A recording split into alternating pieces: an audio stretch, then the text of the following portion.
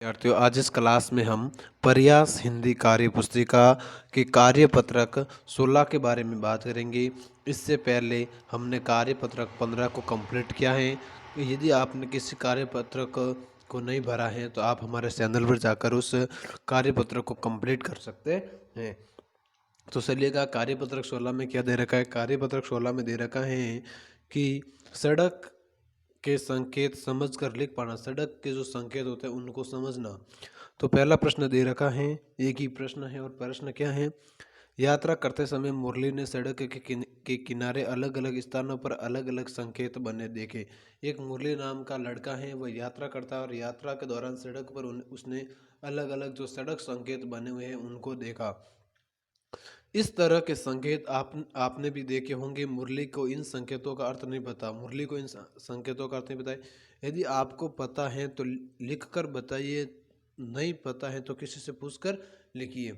तो ये संकेत दिए गए हैं, ये बत्ती दी गई है, इसमें एक रेड लाल बत्ती है, एक पीली बत्ती है और एक हरी बत्ती है। तो पहला में क्या दे रखा है कि लाल रंग की बत्ती का अर्थ होता है, लाल रंग की बत्ती लगती है जब हम किसी शहर में जाते हैं तो सिग्नल पर जो लाल रंग की बत्ती लगती है उसका मतलब होता है रुक जाइए।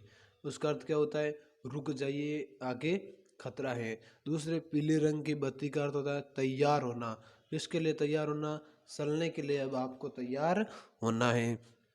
आगे जो हरी रंग की बत्ती होती है, हरी रंग की बत्ती से हरी रंग की बत्ती का अर्थ होता है आगे बढ़ना। क्या क्या बढ़ना, आगे बढ़ना।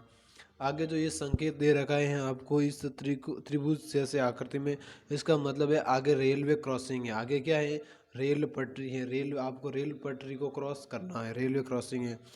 आगे जो इस प्रकार का ये जो दे रखा है निषेध, इसका अर्थ होता है कि यूं टर्न नहीं करना है। आपको यूं टर्न नहीं करना मतलब आपको वापस नहीं मुड़ना है, आपको वापस नहीं मुड़ना है, आपको वापस नहीं मुड़ना है, मुड़ना मना है।